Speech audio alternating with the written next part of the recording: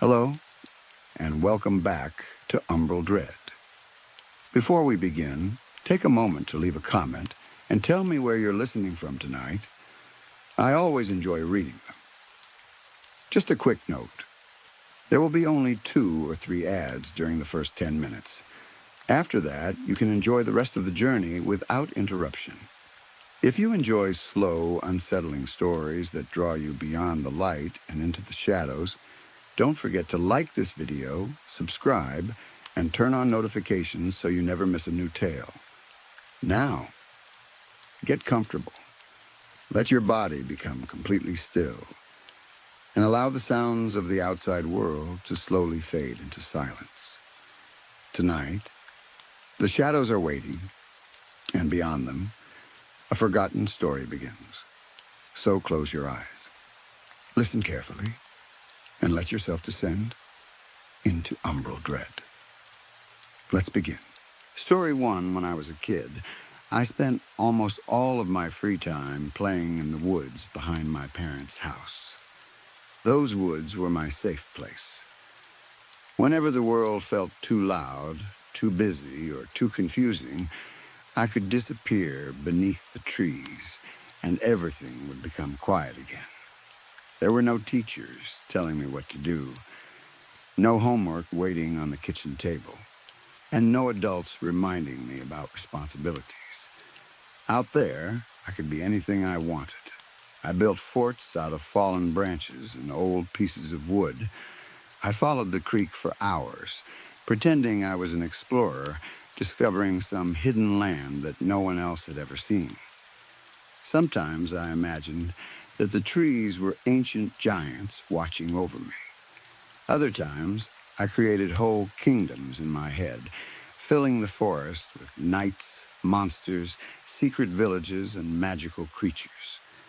My imagination was endless. The woods never judged me for it. They simply allowed me to be whatever I wanted to be. But time keeps moving, whether you want it to or not. As I entered my teenage years, I started visiting the woods less often. At first, I did not even notice it happening. One week, I was there every afternoon. Then, I started going only on weekends. Soon, weeks passed without me stepping beyond the tree line. Eventually, the place that had once felt like my entire world became nothing more than a collection of memories. I simply did not have time for building forts anymore. I stopped taking long walks to the creek. I stopped lying beneath the trees and staring at the sky through the leaves. I guess I grew up. It was not a painful change. There was no dramatic goodbye. I never stood at the edge of the forest and promised that I would return. It was more like realizing one day that your childhood toys were never really alive. You understand that all the voices came from you. All the adventures existed because you created them. That was how the woods began to feel. The magic had not disappeared. I had simply realized that I had been the one creating it. As I became older, I convinced myself that imagination was becoming a distraction. There were real things to worry about now. School, grades, friends, dating, college, work. I started pushing that imaginative side of myself deeper and deeper into the background. I thought that was what growing up meant. Years passed. When I reached my 20s, I finally moved out of my parents' house. I found an apartment in the city because I had taken a job as an accountant and wanted to live closer to work. It was completely different from where I had grown up. At first, I loved everything about it. The bright lights, the traffic, the sound of car horns outside my window, people walking the streets at every hour, restaurants that stayed open late, the constant movement. The city never seemed to sleep. After spending most of my childhood surrounded by trees and empty roads, the noise felt exciting. Eventually, it became normal. That city was where I built my adult life. It was where I became independent. where I learned who I was without my parents watching over me. I became successful, at least by my own standards. I was not famous. I was not rich. I was just an accountant working for some ordinary bank in some ordinary city. But I had a stable job. I paid my bills. I had savings. I had an apartment that belonged to me. For someone who had grown up in a small house surrounded by miles of forest, that felt like success. I stayed in that same apartment for 10 years. 10 years. I lived alone the entire time. I did not mind it. I became comfortable with silence. Not the silence of the countryside, though. City silence is different. Even when your apartment is quiet, you can still hear traffic outside. You can still hear someone walking in the hallway. You can hear pipes moving inside the walls and distant sirens somewhere below. There is always proof that the world is still there. Then, on my 32nd birthday, I received a phone call that changed everything. It was my aunt. The moment I answered, I knew something was terribly wrong. She could barely speak. Her crying was so violent that I could hardly understand her. She was gasping between words, trying to force them out. My blood went cold. Then she finally said it. My parents were dead. Both of them. Killed brutally. My aunt had been the one who found them. For a few seconds, I could not process what she was saying. I just stood in the middle of my apartment with the phone pressed against my ear. My mother. My father. Dead. It made no sense. I had been talking to my mother the night before. Not even talking. Texting, we had been making plans for my birthday. My mother always insisted that we go out to dinner together every year. She would let me choose the restaurant. It did not matter how old I became. No matter how old you are, you'll always be my baby, she always told me. That year, we had been deciding between Longhorn Steakhouse and Outback Steakhouse. It was such a normal conversation. So ordinary. I had asked her which one she preferred. Instead of answering, she sent me something strange. I miss you so much. Please come home. I remember staring at the message. I was 31 at the time, only hours away from turning 32. I was a grown man. My mother had accepted my leaving a decade earlier. Actually, she had encouraged it. She had always told me that raising a child meant preparing them to leave. When I moved out, she cried, but she was also proud. She said she had done her job. She joked that now she could finally have more time alone with Dad. So the message felt unusual. I replied, I miss you too. Anything wrong? I'll see you guys tomorrow, right? Then I waited.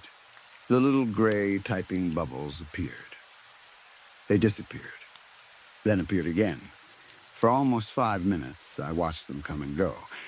It looked like my mother was writing something long. Then deleting it.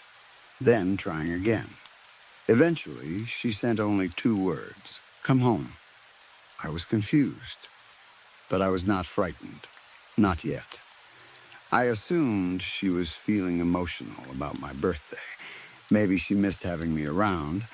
Maybe she wanted me to spend more time with them. I replied, I'll see what I can do tomorrow. Maybe I'll spend the weekend with you guys. The message was marked as read. She never answered. I assumed we would continue the conversation the next morning. I put my phone down. I went to bed. And the next day, she was dead. So was my father.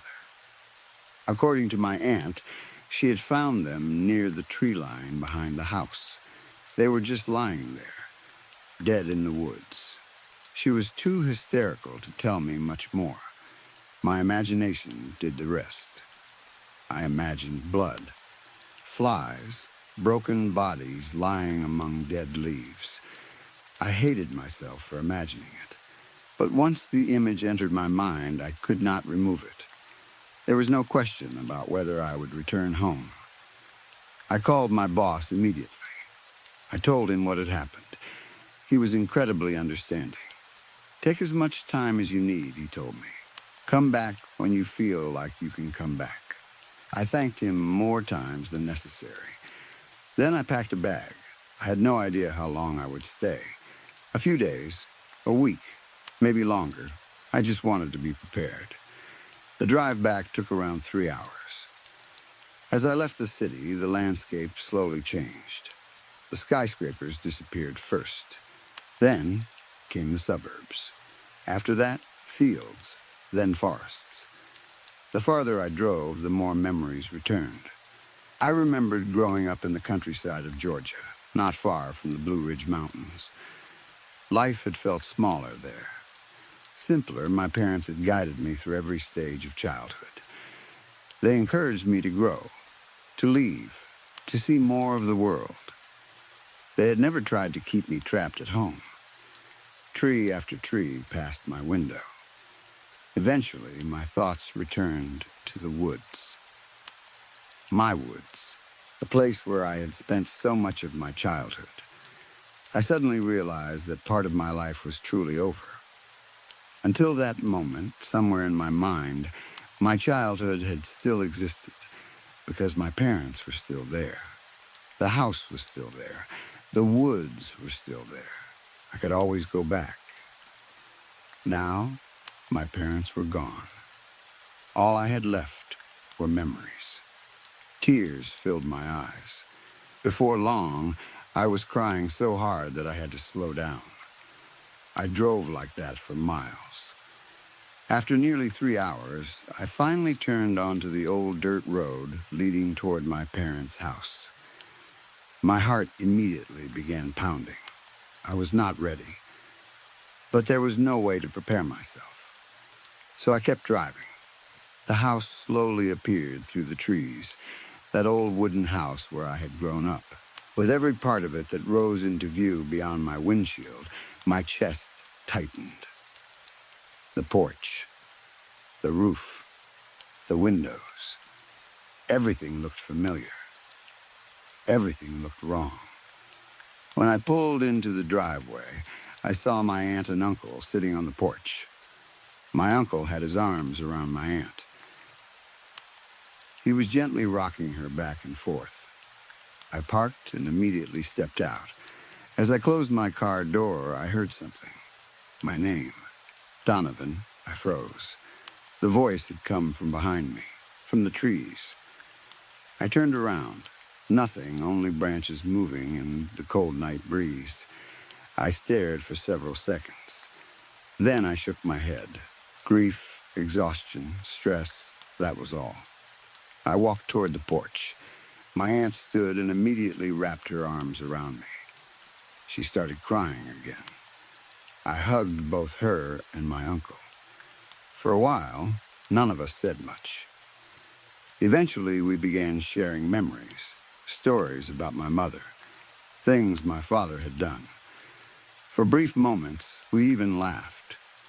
The laughter always ended in tears. After sitting there for a while, something suddenly occurred to me. Wait, they both looked at me. Where are the police? Silence, a long silence. Too long. My uncle finally answered. The case is open and shut. I stared at him. What does that mean? Their work here is done. I could not believe him. My parents had been killed, brutally, according to my aunt. And the police had already finished investigating? In one day? How is that possible? My uncle looked uncomfortable. Animal attack. I felt my stomach tighten. What? The wounds were consistent with a bear mauling. That's what they said happened. That's what they're putting in the report. A bear. I immediately regretted asking. The thought of my parents being attacked by an animal was almost worse than imagining a person killing them. I did not want details. Okay, I said quickly. Let's just change the subject. I asked where they were staying. My aunt wiped her eyes with a handkerchief. We got a hotel near town. We'll stay there through the funeral. Then she asked where I planned to stay. I hesitated. I already knew the answer. I think I'm going to stay here tonight. They both looked at me. Just one last time, I explained. I think I need to. To my surprise, neither of them argued. My aunt actually seemed to understand. We talked for a little while longer. Then they left. I stood on the porch watching their car disappear down the dirt road. The red taillights became smaller, then vanished, and I was alone. Again, the night air felt cold against my face. After sitting outside for a few minutes, I finally entered the house. It felt empty, not physically empty. Everything was still there. Furniture, pictures, dishes, clothes, but something important was missing. Life. I could feel their absence. I walked from room to room. The memories were overwhelming. The kitchen where Mom cooked dinner. The living room where Dad watched television. The hallway where family photographs covered the walls. Their bedroom was the hardest. I opened the door. I looked inside for maybe 5 seconds. Then I closed it again. I could not handle it. Eventually, I reached my old bedroom. That surprised me. Nothing had changed. My parents had never turned it into an office or storage room. It was almost exactly as I had left it 10 years earlier. Old clothes still lay on the floor. The sheets hung partly off the bed. Posters remained on the walls. For a moment, I was a teenager again. I dropped my bag. Then I fell backward onto the mattress. The springs groaned beneath my weight. I curled into a ball and wrapped myself in the old blanket. I felt ridiculous. A 32-year-old man lying in his childhood bed like a frightened kid. But I did not care. My thoughts became slower. My eyes grew heavy. I was almost asleep when something tapped against the window. Pap, pap, pap. My eyes opened. I listened. Pap, pap, pap. Faster, harder. Pap, pap, pap, pap, pap. I sat up. Someone was outside my bedroom window. My old bedroom was on the first floor, facing the woods. I was terrified. At first, I refused to move. Then I shouted, "Whoever's out there, I'm armed. Get off my property or I'll shoot." I was not actually holding a gun, but whoever was outside did not know that. For a moment, everything became quiet. Then a voice answered, a child's voice. "I see you." I jumped out of bed. I rushed toward the window and pulled the curtain aside. A small boy was standing outside. For only a second. Then he turned and ran toward the woods. What the hell? I could not let a child run into those woods. Not after what had happened to my parents. I grabbed a flashlight. I put on my shoes. Then I ran outside. When I reached the tree line, I stopped. Every instinct in my body told me not to enter. Something felt wrong, deeply wrong. I should have turned around. Then the voice came again. "Come play with me again, Donovan." My blood went cold. Again, he had said again. And he knew my name. I remembered hearing my name when I arrived earlier. I had not imagined it. Against every bit of common sense I had, I stepped into the woods. The flashlight beam moved between the trees. Leaves broke beneath my shoes. Crunch, crunch. Then I heard another set of footsteps. Crunch, crunch. They stayed just beyond my light. Whenever I stopped, they stopped. Whenever I moved, they moved. I continued deeper. Then I found something I had forgotten existed. One of my old forts. It was one of the last forts I had built before I stopped playing in the woods. The structure was falling apart now. Branches had collapsed. Moss covered the wood. But I recognized it. And someone was sitting inside. A boy. I raised my flashlight. My entire body became cold. The boy was me. Not someone who looked similar. Me, the version of myself who had once played in those woods. Same face, same hair, same clothes I remembered wearing. But he was wrong. His teeth were sharp. Pieces of flesh were caught between them. His fingernails were long like claws. Dirt and blood covered his hands. And his eyes were red, deep crimson, so dark they almost looked black beneath the moonlight. He smiled at me. Yo hoom. Then he clapped his hands. I could not move. I knew you'd come back. His voice became excited. Too excited. I knew I'd get you back. The thing stood. That finally broke whatever hold it had over me. I ran. I turned and sprinted through the woods. Branches struck my face. Roots nearly tripped me. I did not care. I ran faster than I had run in years. Then I looked to my side. He was there, running beside me, keeping exactly the same speed. He was staring at me the entire time. Smiling, his legs moved unnaturally fast, but his head barely moved. That sight gave me more energy than fear should have been able to create. I ran faster. I had been on the varsity track team in high school. I had never run that fast. Not even then. Finally, I saw the porch lights. I burst from the tree line. I practically jumped over the front steps. I rushed inside, grabbed my keys. Seconds later, I was in my car. I drove away before I had even completely understood what I was doing. By the time I was halfway down the dirt road, I finally started breathing normally again. I was going back to the city. I would return only for the funeral. I would get a hotel. I would never stay in that house again. The thought gave me a tiny amount of comfort. Then a voice came from the back seat. Where are we going? I looked into the rearview mirror. There he was, sitting behind me. Hands folded neatly in his lap. No smile this time, just a blank expression. I nearly crashed. I pulled over so quickly that the car almost slid from the road. I jumped out. I opened every door. I searched the back seat. The trunk. Under the seats. Nothing. The car was empty. I stood beside the road, shaking. I was losing my mind. That had to be it. Eventually, I forced myself back into the driver's seat.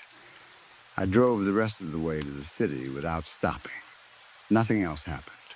Not until I reached my apartment. That was when things became worse. I do not know how he got there. I do not know how he followed me. But he was waiting. I entered my bedroom and saw him standing near the window, perfectly still. His hands were behind his back. He was looking outside. I froze in the doorway. His body did not move, only his head. It turned completely around, a full 180 degrees. His red eyes met mine. You want to play now? I slammed the door. I backed away. Footsteps approached from inside the room. Slowly, one step, another, then they stopped directly on the other side of the door. I waited. Eventually, I opened it again. The room was empty. I did not sleep that night. I stayed on my balcony until sunrise. I could not admit what was happening. If I admitted it was real, then I had to accept something impossible. If I admitted it was not real, then I had to accept that I was losing my mind. The next morning, my aunt and uncle called repeatedly. They wanted to know where I was. I lied. I told them staying in the house had been too painful. I said I returned to my apartment because the memories were overwhelming. I promised I would be at the funeral. I told them they could call if they needed anything. That entire day, the boy followed me. He appeared in the bathroom, in the kitchen, in the hallway. He even followed me to the grocery store. Nobody else reacted. Nobody else could see him. He would stand between shoppers with blood dripping from his mouth. People walked past him, sometimes through the space where he appeared to be standing. Only I noticed. At my parents' funeral, he sat beside me. My family cried. The priest spoke. People shared stories about Mom and Dad, and the boy whispered, "Play with me." I ignored him. "Come on." I stared forward. "Play." I clenched my fists. Then he began shouting. Nobody reacted. Only I heard him. He insulted me, mocked me, screamed directly into my ear. While everyone around me mourned my parents, I could not even cry properly. That thing would not leave me alone. It has been happening ever since. Every day, every night, I see him. Sometimes he is quiet. Sometimes he screams. Sometimes he just watches me. I am certain now that he killed my parents. The police said it was a bear. I do not believe that anymore.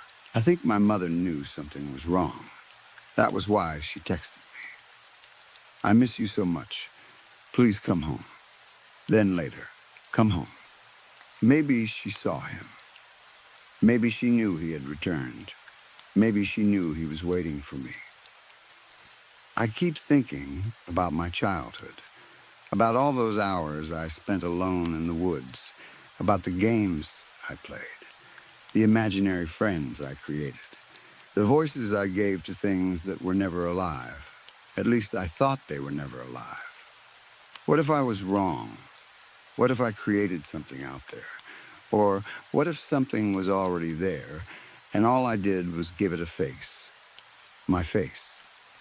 Maybe when I stopped playing in the woods, I left him behind. Maybe he waited 10 years, 20 years, waiting for me to come back. He is here now, even as I write this. He is standing behind me. I can feel him leaning over my shoulder. His breath is touching my ear. He keeps whispering, "Come back."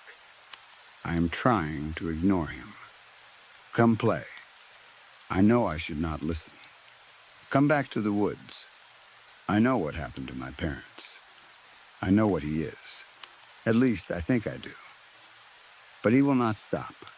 He never stops. And lately, something strange has happened. The more he asks, the more I remember.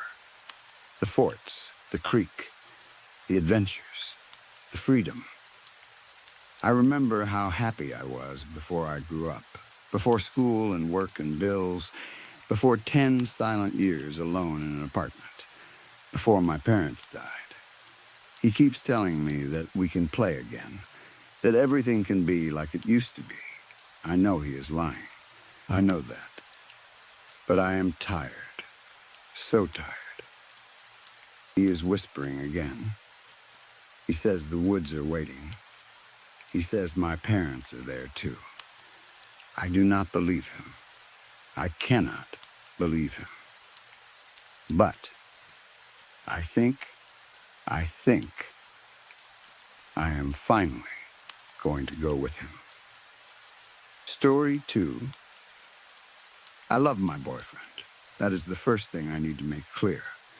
I truly love him. He is sweet, charming, patient, and always willing to take care of me whenever I need him. He remembers small things I tell him, even things I forget I ever mentioned.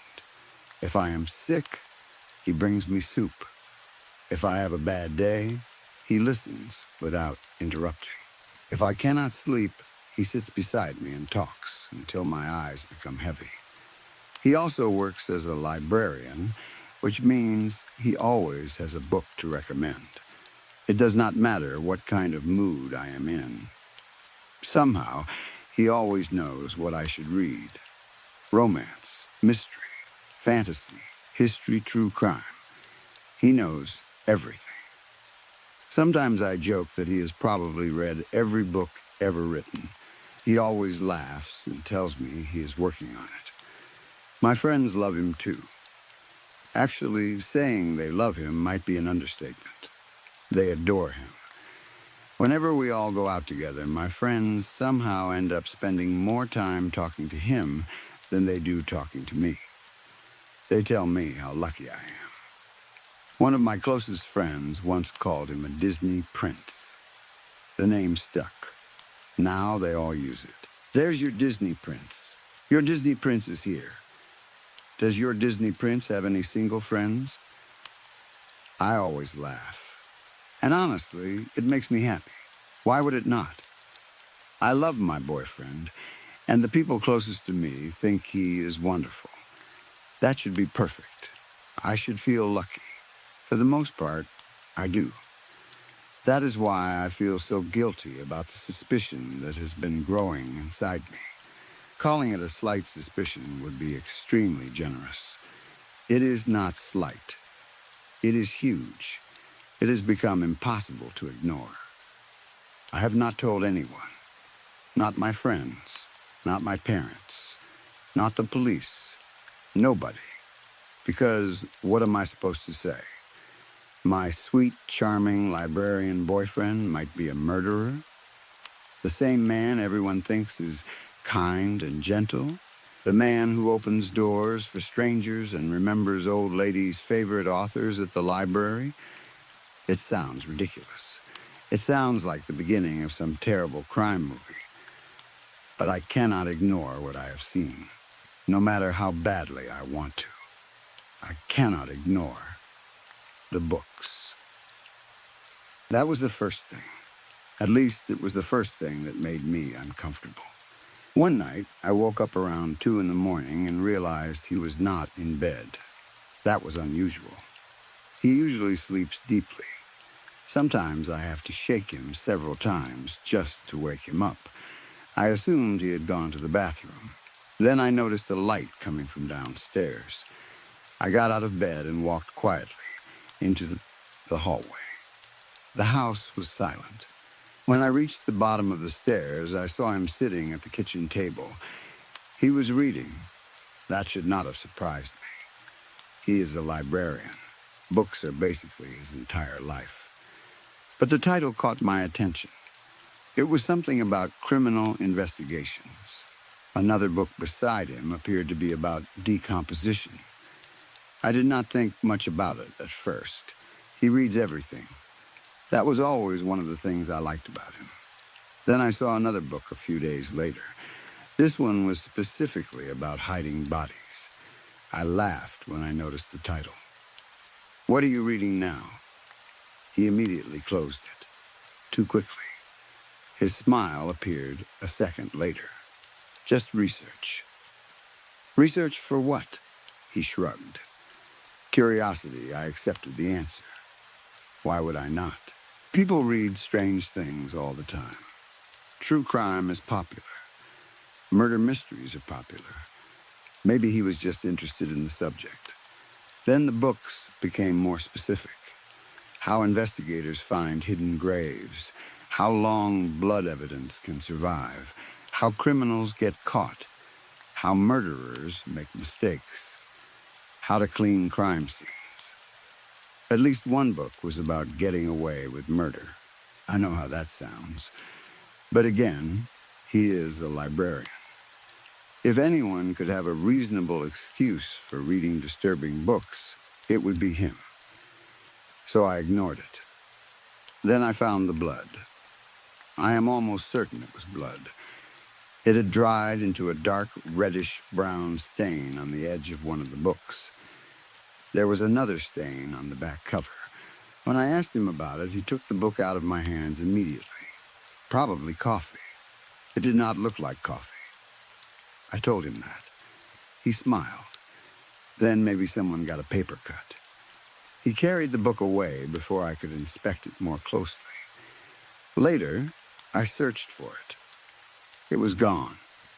That was when the suspicion truly began. Then, people started disappearing. Not dozens. Not enough to make national news. But enough that people in town noticed.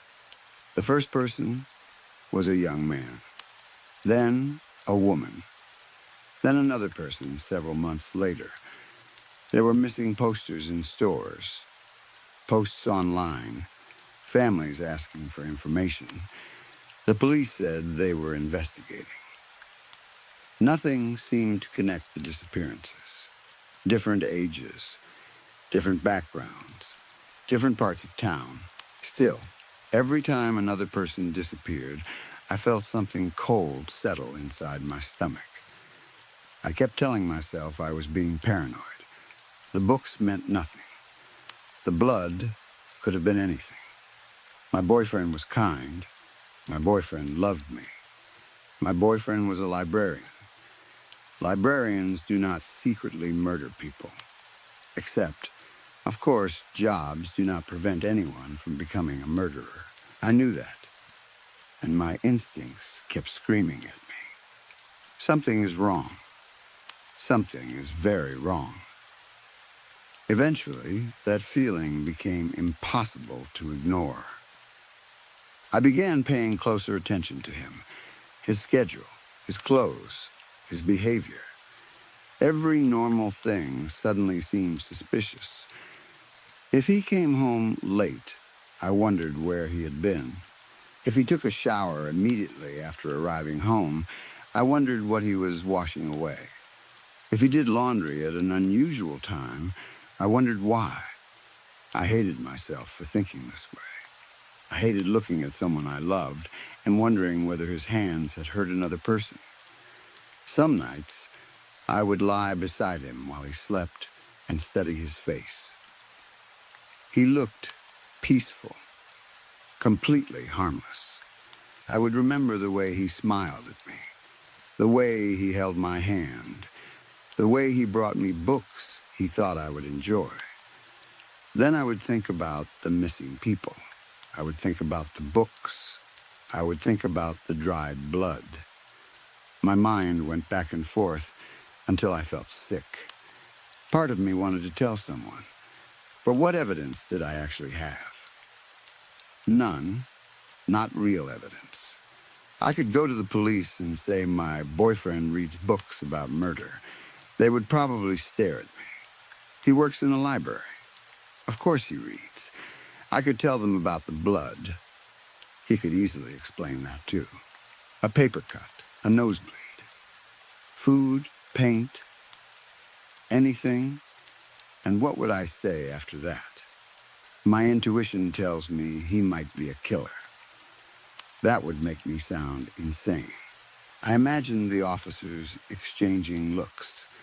Maybe they would laugh after I left. Maybe they would tell my boyfriend I had reported him.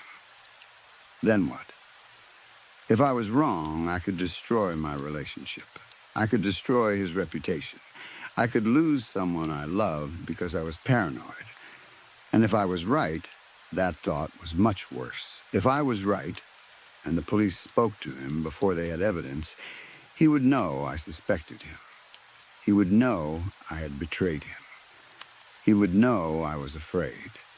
And if he really was responsible for those disappearances, I did not want him to know any of that.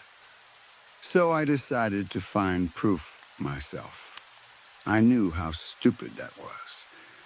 I had seen enough horror movies to know exactly how stupid it was. The person who suspects the killer always decides to investigate alone. Then everyone watching the movie starts yelling at the screen. Call the police. Leave the house. Do not go into the basement. I understood all of that. But real life is different. In real life, you do not know whether you are living in a horror movie until it is too late. I told myself I only needed one thing, one piece of evidence, something real, something the police could not ignore. There had to be something in the house. If I had found those strange books without trying, Maybe there was more. Maybe he had hidden something. So one afternoon, while he was at work, I started searching. I began in our bedroom. Drawers, closet, under clothes, behind shelves. Nothing. I searched the bathroom. Nothing. I checked cabinets in the kitchen, storage boxes, the laundry room, the small office. I looked behind furniture, inside bags, under cushions. I searched every place I could think of. The entire time, my heart was beating faster than normal. I kept imagining his car pulling into the driveway. Every noise made me freeze. A truck passing outside. A neighbor closing a door. The refrigerator turning on. Each sound made me think he had come home. But the house remained empty.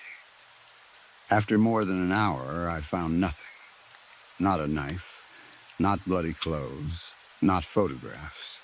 Nothing connected to the missing people. I started feeling ashamed. What was I doing? I was going through the belongings of someone who trusted me. Maybe I really was paranoid. Maybe I had allowed fear to turn innocent things into something terrible. I sat on the edge of our bed and covered my face with my hands. I almost gave up. Then a memory appeared in my mind. His voice. I have a box under our bed. I lowered my hands.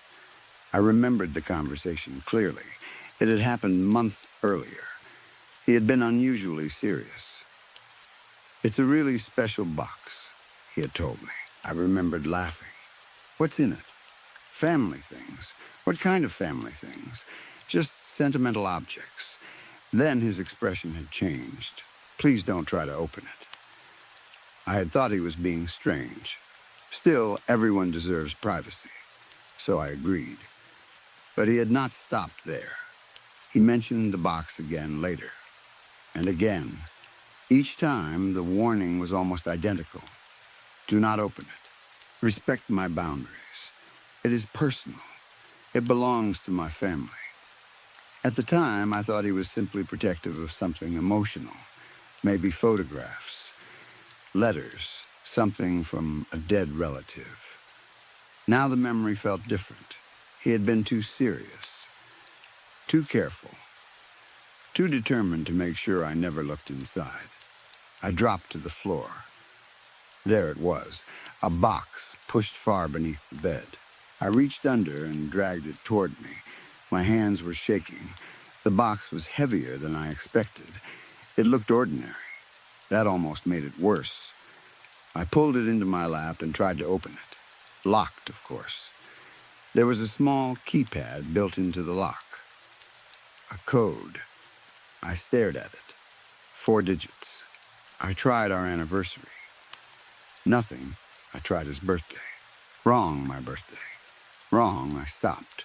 Think, if I was wrong about him, maybe the code was something connected to his family. A birthday. A year. A special date. But if I was right, what would matter to someone like him? I hated even thinking that way. Still, I forced myself. If my boyfriend was secretly killing people, and if he took pride in what he did, maybe he would use a date connected to it. Something important. The beginning. My mind immediately went to the first disappearance. I had seen the date countless times on missing posters. February 4th, 2022, my stomach tightened. No, that was ridiculous. It could not be that easy. I entered the numbers. Nothing. Then I tried including the year differently. A soft click came from the lock. I froze. For several seconds, I did not move. The box was open. A strange smile appeared on my face, not because I was happy, because I had been right about the code. The smile disappeared almost immediately. I lifted the lid. At first, my brain could not process everything inside. There were notebooks, several of them, loose pieces of paper, small objects, Photographs, jewelry, a wallet. My hands became cold. I picked up one of the notebooks. The first pages contained drawings, not normal drawings, plans, maps, routes, buildings, entrances, and exits. There were notes written beside them. Times, locations, descriptions. I turned another page. More plans. Some were crossed out. Others had dates beside them. I picked up another notebook. This one was worse. There were paragraphs, long entries written in my boyfriend's handwriting. I recognized it immediately. I had seen his handwriting on birthday cards, shopping lists, little notes he left for me. I had always thought his handwriting was beautiful. Now it made me sick. The entries described killing, not in a fictional way, not like notes for a novel. He wrote about how it felt, how powerful it made him feel, how exciting it was, how much he enjoyed knowing that everyone around him thought he was harmless. I stopped reading. I felt like I was going to throw up. My hands shook as I reached deeper into the box.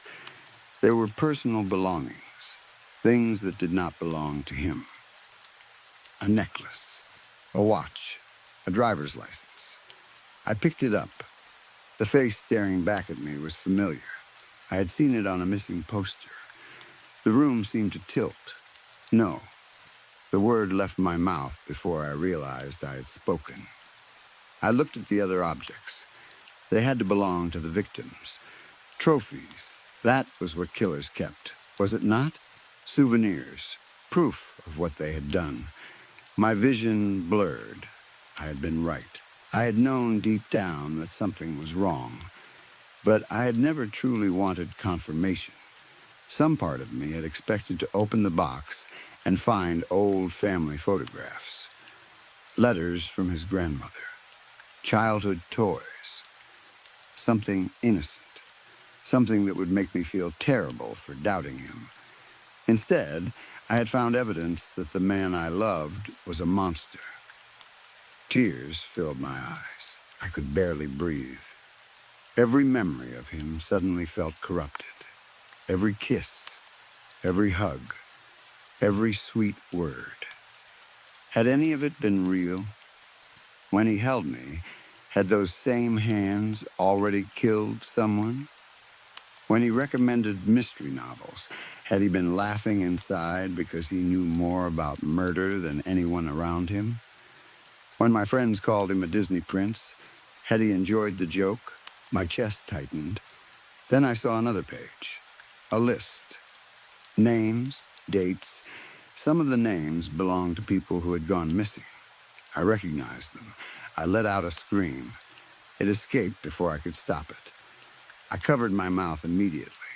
The house was still empty. I needed to think. I needed to call the police. No, first, I needed to get out. I could call them from outside. I looked at the time. He would be home soon. Very soon. My panic became stronger. I closed the notebook. Then I realized that was stupid. I needed evidence. I grabbed my phone. I could take pictures. No, there was no time. Take the box. Bring everything. I reached for it. Then stopped. It was heavy. What if I wasted time carrying it? I could leave and tell the police exactly where it was. But what if he came home and destroyed everything before they arrived? My thoughts crashed into each other. I stood. My legs felt weak. Tears continued running down my face. I wiped them away with shaking fingers. Just leave. That was the only thing that mattered. Get out of the house. Get into the car.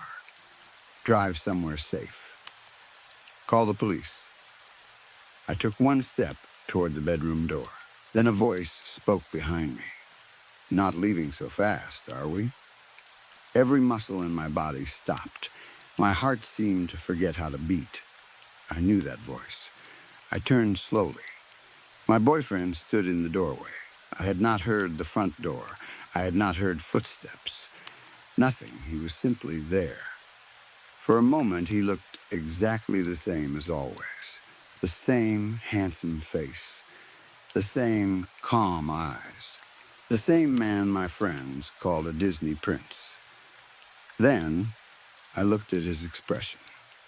There was no warmth in it. His eyes moved from me to the open box, then back to me. He sighed. I told you never to unlock my box. I could not speak.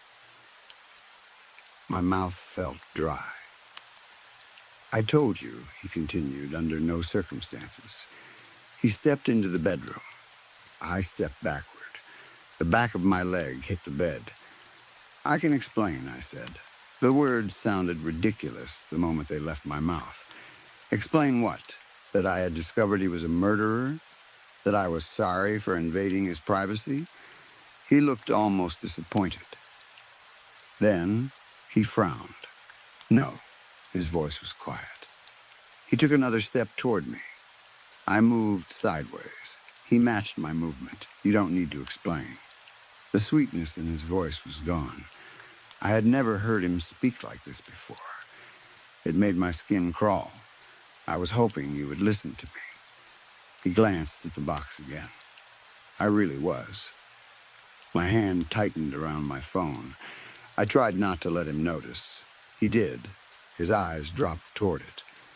Then he smiled. It was the same smile I had loved for years. Now it terrified me. Who are you going to call? I said nothing. The police? Another step. I backed away again. There's no need to make this worse. Worse, that word almost made me laugh. People were dead. I was standing in a room with evidence of murder, and he was telling me not to make things worse. You killed them. My voice broke.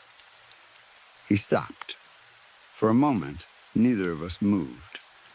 You actually killed those people. His face became strangely calm.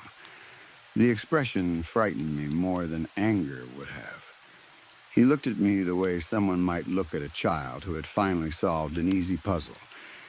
I wish you hadn't opened the box. That was not a denial. My stomach twisted. Oh my God. I covered my mouth. He stepped closer.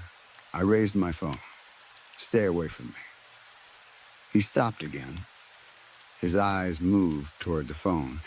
Then he looked directly at me. Do you really think I would hurt you? I almost believed him. That was the terrifying part. His voice had changed back. Soft, gentle. The voice that had comforted me countless times. The voice that told me he loved me. I felt tears running down my cheeks again. I don't know. He smiled sadly. Yes, you do. No, you know me. I thought I did. Something changed in his face. Just for a second. Anger, then it disappeared. He took another slow step. I moved backward until my shoulders touched the wall. There was nowhere else to go. I love you, he said. My entire body trembled. I looked at the open box, at the notebooks, at the belongings of people who would probably never go home. Then I looked back at him. For the first time since I had met him, I understood something clearly. The man standing in front of me had always been dangerous. He had simply been very good at making everyone believe otherwise. My friends had called him a prince, the perfect boyfriend, the charming librarian, the sweetest man they had ever met. Maybe that was why no one suspected him. Maybe that was exactly why he had chosen this life. A monster does not need to look like a monster. Sometimes all it needs is a warm smile, a gentle voice, and a good reputation. He took another step toward me. I pressed myself harder against the wall. My fingers tightened around my phone. I can explain, I whispered again. He frowned. No, this time his voice was colder. Then he slowly walked closer to me. Story 3. My friend Jacob had been acting strange for a while. At first, I thought he was just going through a difficult time. Everyone has bad weeks. Sometimes people become quiet because of work problems, relationship issues, money, family arguments, or any number of things they do not want to discuss. I figured Jacob would eventually tell me what was wrong when he was ready, but the change in him was becoming harder to ignore. He had always been a fairly social person. Not the loudest guy in the room, but definitely not someone who avoided people. He liked going out for drinks, watching games with friends, and talking about whatever was happening in his life. Lately, though, he seemed like a completely different person. He was quieter, more distant. Whenever I invited him somewhere, he usually said no. Whenever our friends tried to include him in something, he found an excuse to leave early. Sometimes I would text him and not hear back for days. When we did talk, he seemed distracted. His answers were short, and there was always something strange about the way he looked at me, like his mind was somewhere else. I had tried asking him about it several times. "Everything okay?" He would shrug. "Yeah, why wouldn't it be? You just seem different. I'm tired." Or he would suddenly start talking about work, sometimes sports, sometimes his car, anything to avoid answering my question. After the third or fourth time, I stopped pushing. But his personality was not the only thing that had changed. His appearance had become worse, too. Jacob used to care about the way he looked. Again, he was not some fashion model, but he normally wore clean clothes, kept his hair neat, and at least tried to look presentable. Now he looked like someone who had stopped caring completely. His shirts were wrinkled and dirty. His jeans looked like he had been wearing them for days. His hair was greasy. There were dark circles underneath his eyes, and his face constantly carried the exhausted expression of someone who had not slept properly in weeks. Then there were the bruises. I first noticed one on his wrist. It was dark purple and shaped almost like someone had grabbed him. A few days later, I saw another bruise on the side of his neck. Then there were scratches along his arms, small cuts, scabs, old scars I did not remember seeing before. When I asked about them, he gave the same answer every time. Nothing, or I bumped into something, or you worry too much.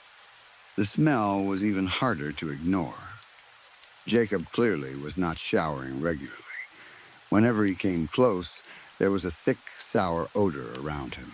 Sweat, dirty clothes, and something else I could not quite identify.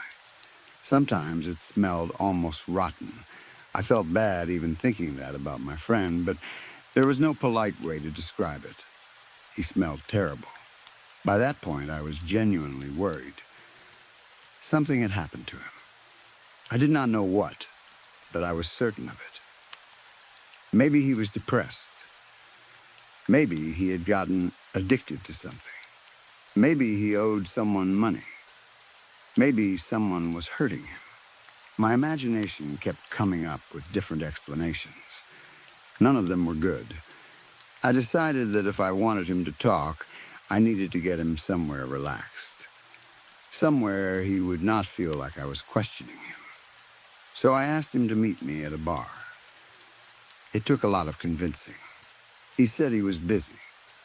Then he said he was tired. Then he told me he was not in the mood. I kept asking. Finally, he agreed. That evening, I arrived early and found a table near the bar. The place was fairly busy, but not crowded. Music played quietly in the background. People laughed around us. Glasses clinked. For the first time in a while, I felt hopeful. Maybe this would work. Maybe after a few drinks, Jacob would finally relax. Maybe he would tell me what had been happening. I had already been waiting nearly 20 minutes when I heard his voice behind me. "Hey, sorry I'm late."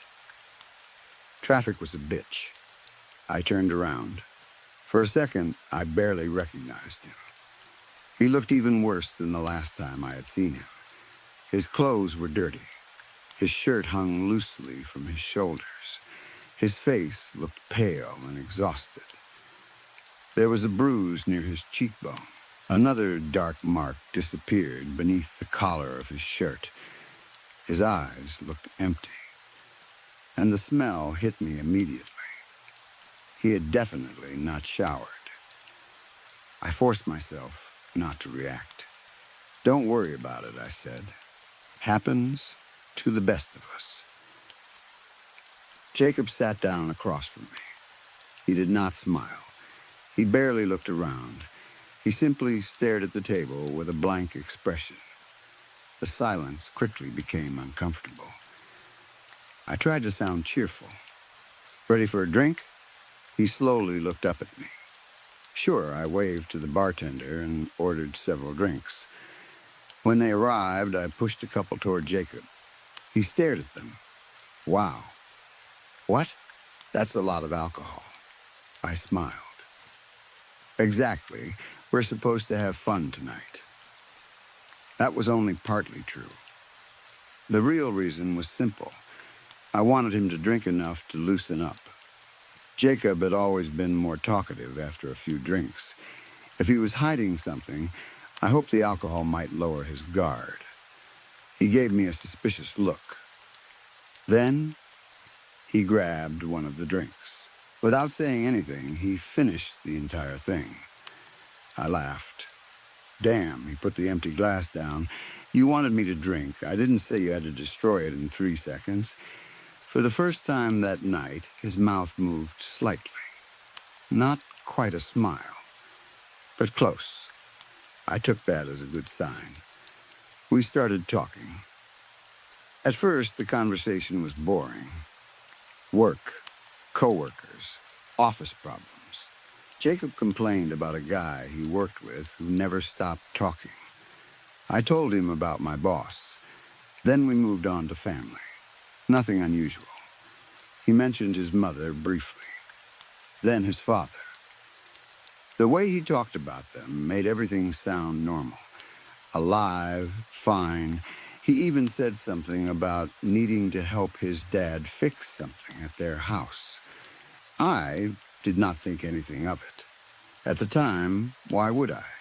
We kept drinking, or at least I thought we were both drinking. Jacob finished one glass, then another, then another. I was trying to keep up, but eventually I slowed down. He did not. As the night continued, his behavior changed. He became more talkative, more relaxed. He even laughed once or twice. I felt relieved. For the first time in weeks, I was seeing pieces of the old Jacob again. Maybe this was all he needed. A night out, a friend, someone to listen. After another drink, Jacob leaned back in his chair.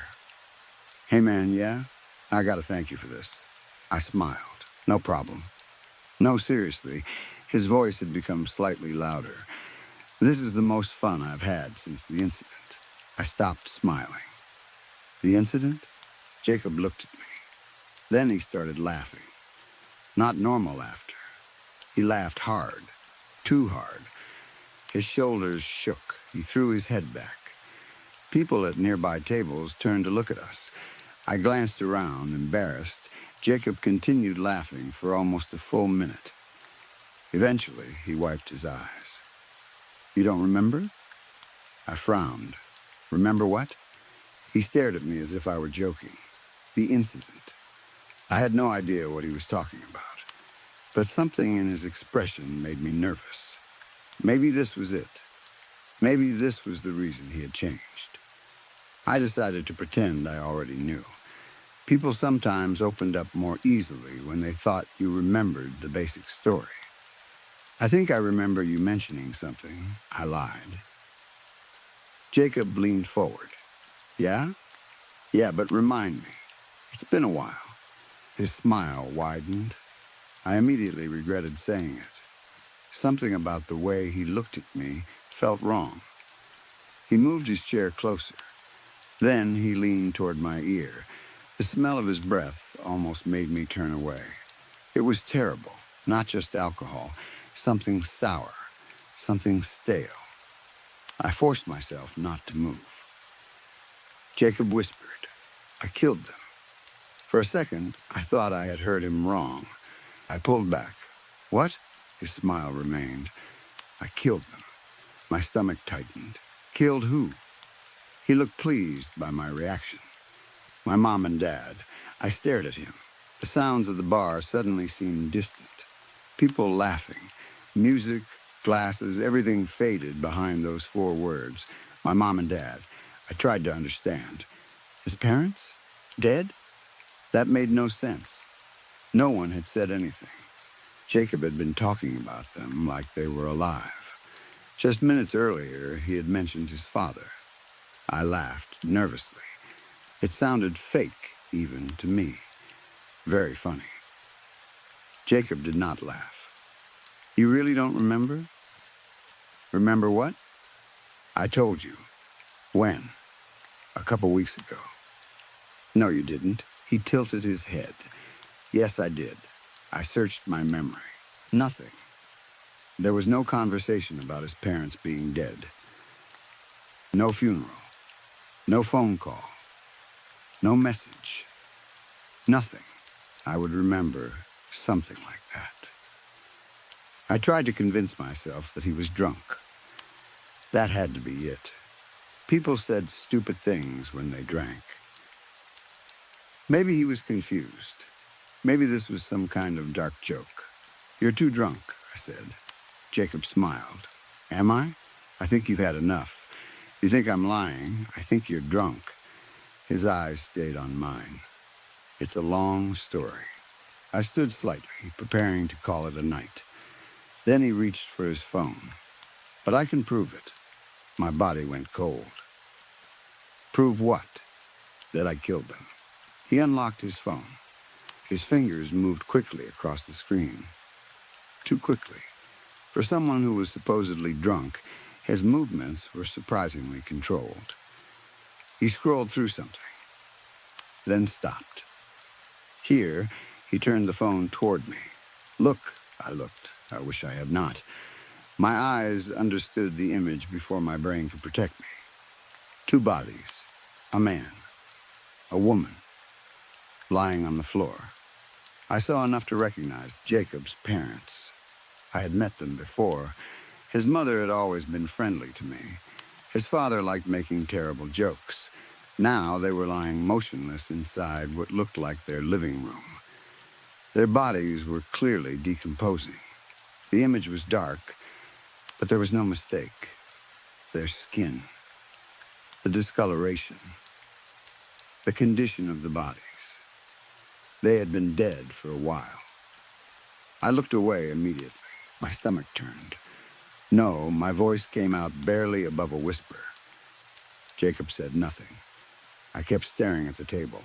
I wanted the image to disappear from my memory. But it was already there. His mother, his father. Dead, rotting, I could still see them even with my eyes closed. I felt sick. Maybe the picture was fake, edited. Maybe it was some horrible prank. But deep down, I knew better. Something about the image had been too real. There are things you can recognize without wanting to. Death is one of them. I slowly looked back at Jacob. He was watching me. Smiling, "You're serious." He nodded. I could barely breathe. "Why?" His smile disappeared. For a moment, his face became completely blank again. Then he shrugged. "Does it matter?" "Yes, it matters. Why? They were your parents. I know. You killed them?" "Yes." My voice shook. "How?" His smile returned. I did not want the answer anymore. I looked around the bar. Suddenly, I became very aware of everyone near us. There were dozens of people around. A bartender. Groups of friends. Couples. Surely I was safe here. Jacob would not do anything in a crowded bar. I needed to get away from him. I slowly reached toward my pocket. My phone was there. I could call the police or text someone. Maybe I could walk to the bathroom and call from there. I forced myself to remain calm. Jacob watched my hand. Who are you calling? No one. You're reaching for your phone. I'm checking the time. He laughed softly. I stopped moving. My heart was pounding. The alcohol in my stomach suddenly felt like poison. I had been sitting there drinking with a murderer. Worse, I had encouraged him to drink because I thought it would make him talk. I tried to think clearly. Maybe I could keep him talking. Ask questions. Stay calm. Then leave when I had the chance. When did it happen? I asked. Jacob leaned back. A while ago. How long? He shrugged. A couple weeks. The bodies in the photo had certainly looked like they had been there for some time. Where? At their house. Why hasn't anyone found them? Nobody visits much. What about neighbors? They mind their own business. I stared at him. Jacob, what the hell happened to you? Something changed in his eyes. For the first time, I saw anger. Not drunken anger. Something cold. Controlled, you always ask too many questions. I'm your friend. Exactly, what does that mean? He did not answer. Instead, he picked up another drink. He held it near his mouth, but did not drink. I suddenly realized something. I thought back over the last hour. Jacob had been drinking quickly, or at least it looked like he had been. But how much had he actually swallowed? The first drink, definitely, I had watched him finish it. After that, I remembered him lifting glasses. I remembered seeing empty ones. But I had spent a lot of time talking, looking around, checking my phone. Had I really watched him drink every one? I looked more carefully at his face. His eyes were focused. His speech was clear. His balance seemed perfect. He did not look drunk. Not at all. A terrible feeling spread through my chest. Jacob noticed. His smile grew. There it is. What? That look. I swallowed. What look? The one you made when you figured it out. My mouth went dry. Figured out what? He leaned closer. I wanted to move away. I did not. His lips came near my ear. His breath made my stomach twist again. Then he whispered, "You realize I'm not actually drunk, right?" I froze. Every sound in the bar disappeared from my mind. I could feel his face inches from mine. He continued, "I wanted to see how you would react." I slowly turned my head. His eyes met mine. There was no drunkenness there, no confusion, no weakness, only patience, cold, careful patience. I thought about the last few weeks, his strange behavior, the dirty clothes, the bruises, the scratches, the smell, the isolation, his parents, the picture. All those times I had asked him what was wrong. All those times he changed the subject. Maybe he had not been falling apart. Maybe he had been hiding. Maybe the stains on his clothes were not from neglect. Maybe some of the scratches had come from his parents fighting back. My body began to shake. Jacob smiled wider. "You know," he whispered, "I wasn't sure if you already suspected something." I could not speak. That's why I kept avoiding you. My eyes moved toward the bartender. Jacob noticed. "Don't." I looked back at him. "You invited me here," he continued. That made things easier. "What do you want?" My voice was barely audible. Jacob looked almost amused. "You wanted me to open up." I said nothing. So I opened up. I forced myself to breathe. "Why show me the pictures?" "Because I wanted to know what you'd do." My skin crawled. "And?" He stared at me. "I know now." I glanced around again. There were people everywhere. He could not kill me here. That thought became the only thing keeping me calm. You're not going to do anything. Jacob raised an eyebrow. No, there are too many people. He looked around the bar, then back at me. That's true. I almost relaxed. Then he smiled. But we're not staying here forever. My stomach dropped. I thought about my car outside. The dark parking lot. The drive home. Had he followed me before? Did he know where I lived? Of course he did. We had been friends for years.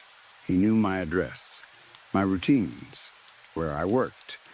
He knew almost everything about me. I suddenly understood how stupid my plan had been. I had brought him here because I thought alcohol would make him vulnerable. Instead, I had placed myself directly in front of him. I had told him exactly where I would be, exactly when, and I had been drinking. He had not.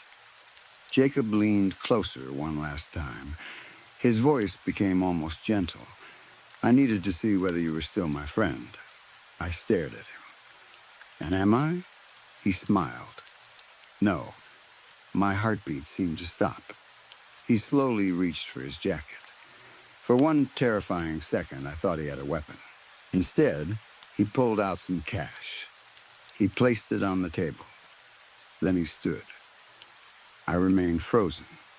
Jacob adjusted his dirty shirt. He looked completely calm. You should finish your drink. I stared at him. He took one step away, then stopped. He leaned down beside me again.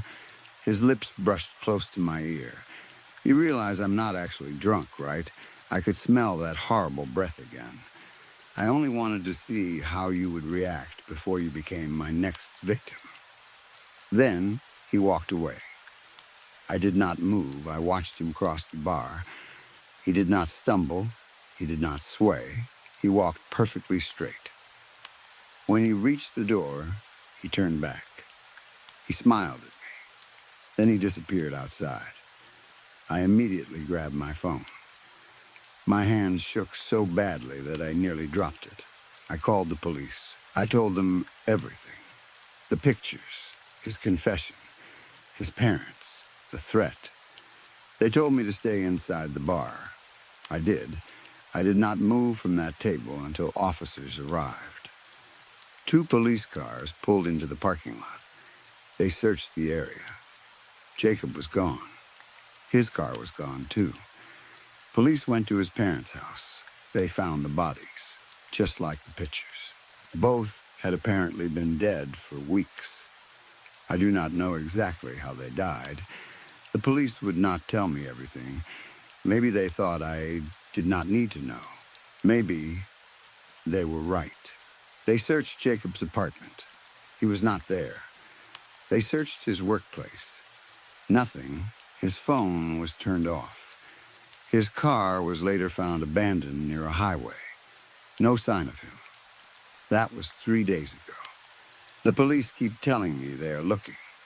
They have patrol cars checking my neighborhood. I have not gone to work. I barely sleep. Every sound outside makes me jump. Every car that slows near my house makes my heart race. I keep thinking about the bruises on Jacob, the scratches, the scars. I wonder where all of them came from. I wonder whether his parents were really the first people he killed. And there is one thing I have not told the police yet. I know I should. I will. I just have not been able to make myself say it out loud. Last night, at around 3 in the morning, my phone received a picture from an unknown number. It showed my house. The photograph had been taken from across the street. I could see the light from my bedroom window. Below the picture was one message. You really thought the bar was the test? I called the police immediately. They searched the entire neighborhood. Nobody was there. This morning, I received another message. This one was a photograph of me sleeping, taken from inside my bedroom. And beneath it, Jacob had written only one sentence. Now I know how you react when you're scared. Story 4. Dad died about a month after I graduated from high school. The doctor said it was a stroke caused by stress, probably connected to his work. He had always worked too much. Even when he was home, it felt like part of his mind was still somewhere else, thinking about deadlines, phone calls, and whatever problem he had to deal with the next morning. My mother used to tell him to slow down, but he never really listened. Then one day, he was simply gone. Mom lasted much longer. She tried to keep living normally after Dad died. She stayed in the same house, kept the garden alive, paid the bills, and called me more often than I answered. She was stronger than I gave her credit for. Eventually, cancer took that strength away. She died last week. I should have visited her more. I know that. There is no excuse that makes me feel better about it. She asked me to come home plenty of times. Sometimes she asked directly. Other times, she would find small reasons to make it sound less serious. She needed help moving something. She wanted me to look at the old computer. She had found some things from when I was a kid. She had made too much food. There was always a reason. I always found one not to go. Work was busy. The drive was too long. I had plans. I would visit next month. I kept telling myself there would be more time. But the real reason was something I never told her. Every time I thought about going back to Hidden Hills, I felt sick. Not emotionally sick, physically sick. My stomach would twist. My mouth would fill with saliva like I was about to throw up. Sometimes just seeing the town's name written somewhere was enough to make my chest tighten. I never understood why. As far as I knew, nothing terrible had happened to me there. I had friends. I went to school. My parents loved me. We lived in a quiet neighborhood. My childhood had not been perfect, but whose was? Still, something about Hidden Hills made my body react before my mind could explain it.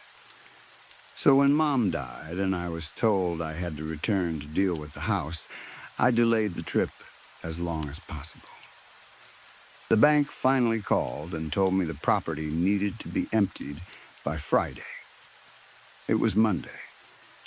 I had already lost most of the weekend trying to convince myself to leave. I finally got on the road Saturday morning. The drive should have taken several hours. It took much longer. I had to pull over several times because I thought I was going to be sick. Twice, I actually was. I would sit on the side of the road with my car door open, breathing slowly and telling myself that this was ridiculous. It was just a town, just a house, just a place where I used to live. Nothing more. Eventually, the stomach problems became less intense. By the time I reached Hidden Hills, I felt mostly normal again. Mostly, I had not been back since graduating from high school, almost 10 years earlier. The town looked smaller than I remembered. Growing up, Hidden Hills had felt like the entire world. There were only 13 major intersections, but as a child, that seemed like plenty. There was the grocery store, the pharmacy, the high school, the library, 2 churches, a small police station, and a few local businesses that had been there forever. The town did not offer much to visitors. There was an old museum near the center of town that looked like it had not changed since the 1980s. The displays were faded. The carpet smelled old. Nobody ever went there unless they were on a school trip. The only thing Hidden Hills had that people outside the area actually cared about was the theme park, Farmer Frank's Wonderful Fun Park. That was the official name, though most people just called it Farmer Frank's. Hidden Hills was known for corn farming, so naturally, the entire park had been built around an exaggerated farm theme. There were family rides for small children, water rides, carnival games, and roller coasters that were surprisingly intense for such a small-town attraction. The park had been the pride of Hidden Hills. People came from neighboring towns. Sometimes they came from neighboring states. As a kid, I loved it. In fact, most of the childhood memories I can still clearly picture happened there. My parents used to take me at least once a month, sometimes more during the summer. That continued for years until my father suddenly stopped going with us. I remember one evening when Mom asked why. Dad had been sitting at the kitchen table, drinking coffee. "I just hate that place," he said. Mom laughed. "You hate a theme park?" "I don't know." He looked uncomfortable. "It gives me the creeps." Mom asked him what exactly was creepy about it. Dad thought for a while before shrugging. "I don't know. Those mascots, maybe." I laughed at him. I loved the mascots, especially Farmer Frank. Farmer Frank was the face of the park. His costume looked like a cartoon version of a farmer. He had an enormous head with a permanent smile. He wore a red flannel shirt under blue overalls, and a tiny straw hat sat on top of his oversized head. A piece of straw stuck from the corner of his mouth. Whenever he walked, the straw bounced up and down. Kids loved him. I loved him too. I had a small Farmer Frank stuffed toy that I slept with for years. I have no idea what happened to it.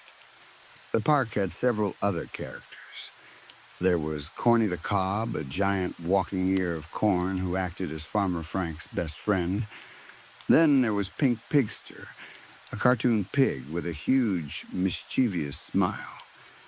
In the park's little stories and live shows, Pink Pigster was always trying to steal Farmer Frank's corn. Farmer Frank was protected by Pitch Perfect, an army of walking pitchfork characters who were supposed to be terrible at their jobs. The joke was that they were completely useless security guards. There were other mascots that appeared over the years, but those four were the main attractions. Kids lined up to take pictures with them. I had dozens, maybe hundreds. We kept going to the park until it suddenly closed when I was around 15. Nobody seemed to know exactly why. There were rumors about money problems. Some people said there had been safety violations. Others claimed the owners had gone bankrupt. By then, I was too old to care much. If the park had closed when I was 10, I probably would have cried.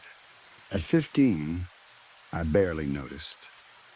I had already been there more times than I could count. Mom had recorded many of those visits.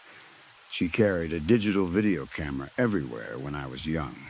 Birthdays, Christmas, school plays, vacations, random afternoons, and of course, Farmer Frank's. She was terrified of missing some important childhood moment. After returning to the house, I found her old laptop. It was sitting inside a desk drawer in the spare room. I charged it and turned it on. The computer took forever to start. Once it finally did, I began looking through the files. The first folder I opened was called Christmas. Inside were videos going back to 2008. Christmas mornings, birthday parties, Thanksgiving dinners, school events, small family moments I had completely forgotten. Watching them felt like being hit by a wave. Memories came back so quickly that I could barely process them. Dad laughing behind the camera. Mom telling him to move because he was blocking the shot. Me opening presents. Me complaining about vegetables. Me running around the living room in pajamas. I laughed. Then I cried. Sometimes both happened at once. Nostalgia tightened around my throat until it became hard to breathe. I wiped my eyes and kept watching. There were hundreds of files, maybe thousands. They took up nearly all the laptop's storage. I knew there was no way I could watch everything before the house had to be emptied. So I decided to transfer the files onto an external drive. The nearest Best Buy was almost an hour and a half away. That was one thing I had definitely not missed about Hidden Hills. If you needed something the local stores did not carry, you had to drive forever. I left that afternoon and bought the largest external drive I could afford. When I returned, it was already getting dark. I connected the drive and started transferring the videos. The process was slow. While I waited, I decided to search through the rest of the computer. I thought maybe Mom had stored old photographs somewhere. That was when I found another folder. It was called Frank's Farm. The folder itself was strange because of where it had been saved. It was buried inside another folder labeled Taxes. I stared at it for a while. Why would Mom put theme park videos inside a tax folder? Maybe it had been an accident. That was the most reasonable explanation. She might have dragged the folder there by mistake. I opened it. Inside were more videos from Farmer Frank's. Most were completely normal. There was one of me hugging Corny the cob. Another showed me sitting beside Pink Pixter while Mom laughed behind the camera. In one video, I was eating an ice cream cone and somehow managed to get more ice cream on my face than in my mouth. Watching those clips made that familiar knot return to my throat. I missed my parents. I missed being young. I missed the version of my life where everyone was still alive. Then, I opened another file. At first, it looked normal too. The camera was pointed toward Farmer Frank. He was standing near one of the park's main walkways. Children moved past in the background. Music played from nearby speakers. I could hear Mom behind the camera. "Go on, Nick." The younger version of me stood near her. "Go give Frank a hug." I smiled and ran toward him. Farmer Frank saw me coming. He lowered himself onto one knee and opened his arms. I ran straight into him. He wrapped his arms around me. My face pressed into the black mesh inside his giant, smiling mouth. The mesh was part of the costume. It allowed the person inside to see out while keeping the character's face looking dark and cartoon-like. For the first second or two, everything was fine. Then I started screaming, not laughing, not playing. Screaming, my small body suddenly began struggling. I pushed against Farmer Frank. He did not let go immediately. My screaming became louder. Then the audio started breaking up. The sound became distorted. After a few seconds, it cut out completely. The video continued without sound. Farmer Frank finally released me. I ran toward Mom. The camera shook. Then the screen went black. I sat staring at the laptop. My heart was beating faster. I tried to remember the moment. Nothing came. I had no memory of being afraid of Farmer Frank. None. I remembered loving him. I remembered owning the stuffed toy. I remembered wanting to see him whenever we went to the park. So why had I screamed like that? I watched the video again. Same reaction. Something happened during that hug. Something terrified me. I searched my memory harder. Nothing. I had been too young. Maybe 4 or 5, possibly even younger. There was no reason to expect myself to remember. I tried to come up with an explanation. Maybe the costume had pressed too tightly around me. Maybe I felt trapped. Kids get scared for strange reasons. Maybe I had suddenly become claustrophobic. That had to be it. I was tired. My head felt foggy. The more I thought about it, the worse I felt. So I accepted the explanation. Claustrophobia. Simple, normal, nothing strange. I checked my phone. 10:37 p.m. There were a few Instagram notifications. I ignored them. I had planned to spend the day cleaning the house, but instead, I had wasted most of it watching old videos and driving to buy a hard drive. The garbage collection was coming early the next morning. I told myself I would wake up early and start sorting through everything then. While brushing my teeth, I thought about how much work was left. Mom's clothes, Dad's old tools, furniture, boxes in the garage, the kitchen, the attic. Every object carried some memory. I already knew it was going to be harder than I expected. When I finished getting ready for bed, I stopped outside Mom's bedroom. The door was open. Her bed was neatly made. For a moment, I considered sleeping there. It would have been more comfortable, but I couldn't do it. It felt wrong. So I went to my childhood bedroom instead. My old twin bed was still there. It seemed ridiculously small. I lay down and stared at the ceiling. I thought about Farmer Frank. I thought about the video. Eventually, I fell asleep. In the dream, I was back at the theme park. I was a child again. Everything looked exactly as I remembered it. Bright colors, loud music, the smell of popcorn, fried dough, and hot cheese. I sat at a picnic table eating a giant soft pretzel dipped in cheese. Nearby, older kids were screaming on a roller coaster. I watched the train race down the track. Then Mom appeared behind me. She sat beside me, holding an ice cream cone with 3 scoops. Vanilla, chocolate, strawberry. She smiled. Want some? I reached for the cone. Mom pulled it away. No, she laughed. I'll hold it. She brought the cone toward me. I leaned forward and took a bite. The ice cream tasted incredibly real. Cold, sweet, exactly like I remembered. Mom looked around. Then her expression brightened. Look, Nick, she pointed. It's Farmer Frank. I turned. He was standing nearby. That enormous, smiling face. The little straw hat. The red flannel. The overalls. The piece of straw bouncing from his mouth. Go give him a hug, Mom said. I put down my pretzel. I ran toward him. Behind me, Mom lifted the video camera. Farmer Frank saw me coming. He knelt. He opened his arms. I ran into them. He hugged me. My face pressed against the black mesh inside his giant mouth.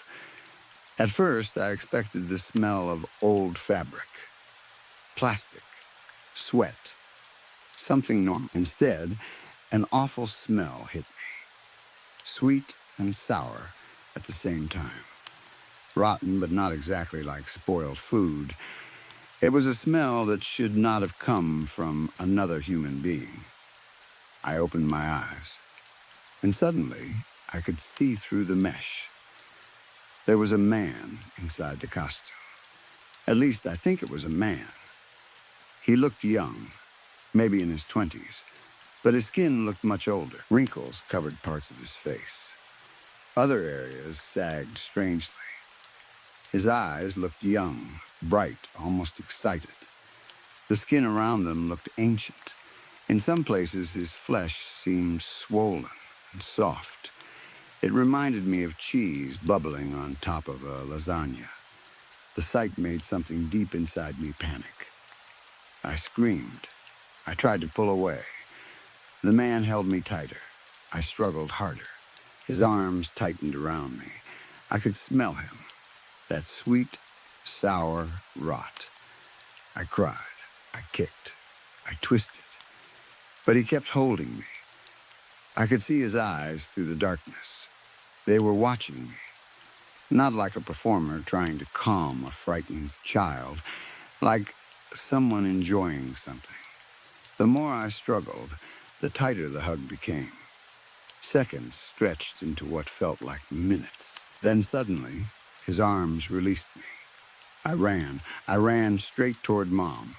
She was still filming, still holding the camera, still watching. I woke up covered in sweat. For several seconds, I did not know where I was. The room was dark, too small. The walls felt close. I panicked. My childhood bedroom suddenly felt like Farmer Frank's arms. It felt as though the entire room were squeezing around me. Closer, tighter, I wanted to move. I couldn't. My body had frozen. My mind filled with the smell from the dream. Sweet, sour, wrong. Then I remembered the video. The scream. The sound cutting out. Farmer Frank refusing to let go. And something inside me knew that the dream was not entirely a dream. Maybe it was a memory. Maybe it was something I had buried. I sat there until morning. I never went back to sleep. When the sun finally came up, I opened Mom's laptop. I did not watch the video again. I deleted it. Then I deleted the entire Frank's Farm folder. Then every other video. Christmas, birthdays, holidays, all of it. I erased everything. I know that sounds insane. Those files were probably the only copies of some of the last memories I had of my parents. But I couldn't keep them. I didn't want to know what else might be hidden there. I didn't want to find another video. I didn't want to remember anything else. When the files were gone, I unplugged the external hard drive. I threw it away. Then I closed the laptop. I stood in the kitchen and looked around the house. Mom's dishes, Dad's coffee mug, old photographs, boxes, furniture, my childhood. I didn't want any of it. I called a company that cleared houses after deaths and foreclosures. I told them I would pay whatever it cost. They could take everything. Sell it, donate it, throw it away. I didn't care. I packed only the clothes I had brought with me. Then I left Hidden Hills. As I drove out of town, I passed Marge's diner. It had always been the last thing you saw before leaving. Beyond it was the road leading out. I kept driving. I did not look back. I still don't know what happened inside that Farmer Frank costume. I don't know who that man was. I don't know why my mother hid those videos inside a folder labeled taxes. I don't know why my father suddenly refused to return to the park. And I don't know what really caused Farmer Frank's wonderful fun park to close. Maybe there are reasonable explanations for all of it. Maybe the dream was nothing more than my tired brain creating a nightmare after watching an unsettling childhood video. Maybe I screamed because the costume frightened me. Maybe the strange man I saw inside the mascot was imaginary. That is what I try to tell myself. But sometimes, when I close my eyes, I can still smell him. That horrible sweet and sour smell. And I remember something else from the dream. Something I didn't understand until later. When Farmer Frank finally released me and I ran back toward my mother, she kept filming. She never seemed surprised. She never asked why I was screaming. She just lowered the camera. And right before everything went dark, I could swear I heard her say something. Something that had been missing from the old video because the sound had cut out. I don't know whether it was real. I hope it wasn't.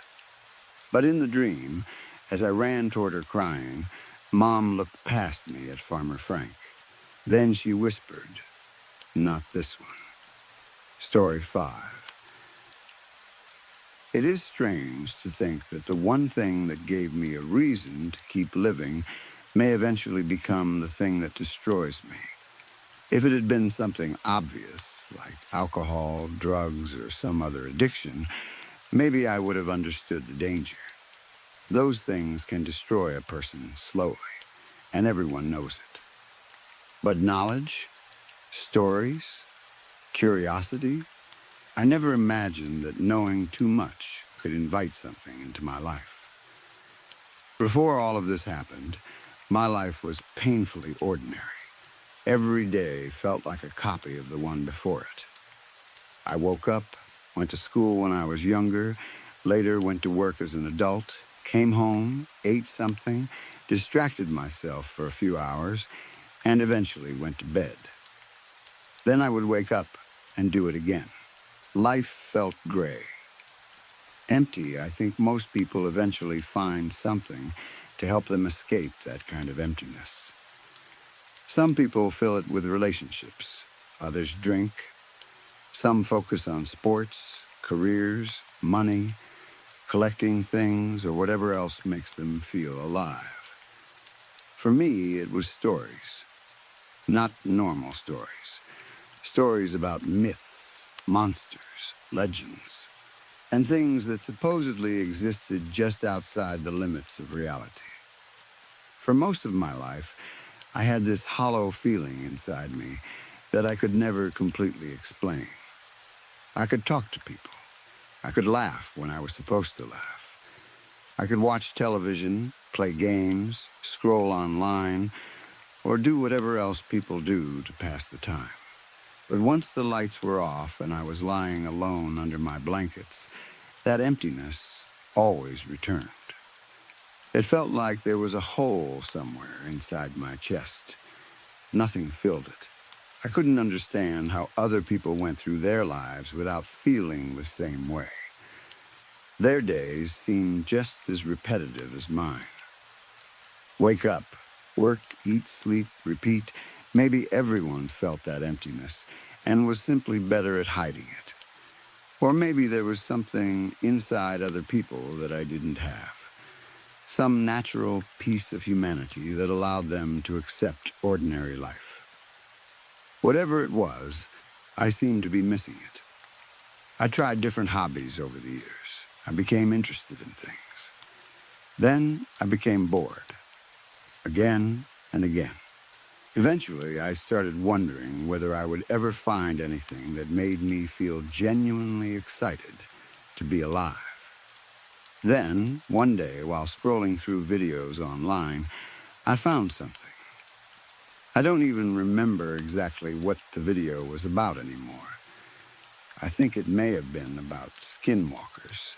It was years ago, and I have watched so many similar videos since then that the details have blended together. But I remember the feeling. Something inside me changed. It wasn't dramatic. The emptiness didn't disappear.